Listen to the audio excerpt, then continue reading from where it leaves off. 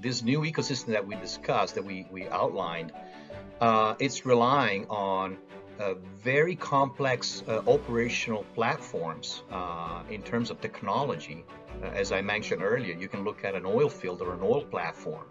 and the operation technology converging with the IT side of it, with the information technology, and you have systems that are relying on very complex, very sensitive electronic control devices and controllers that are really pivotal to the safety and the operation of that specific infrastructure. So having a single point failure at a board level, having salt fog or sand particles ingress during maintenance of a substation, and having these particles, these contaminants depositing and creeping into a controller and causing dendrites between traces, copper traces of a complex board, of CPU board, that caused really a single point failure that can have impacts will impact the whole entire operational efficiency of a pumping station feeder. So just imagine the impact in disruption of service and revenue losses that would cause. And really the fascinating thing about this technology and what XZO brings to market is the ability to understand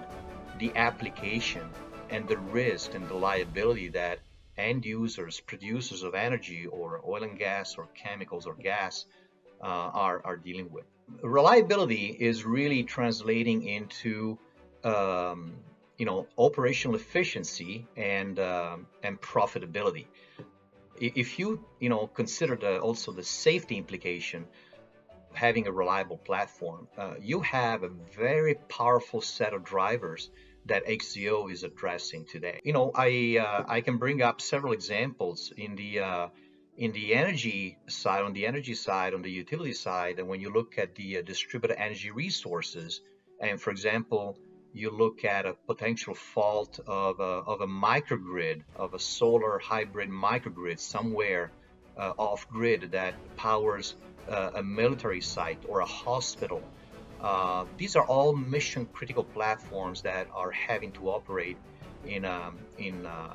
very harsh conditions, in extreme conditions at time, and the reliability aspect is huge, as you can imagine. So XZO brings in specific technologies that are part of a whole spectrum of protection. For example, PARYLENE technology that is really featuring a much higher performance in terms of insulating properties, protective properties, dielectric properties over the electronics of an electronic platforms. So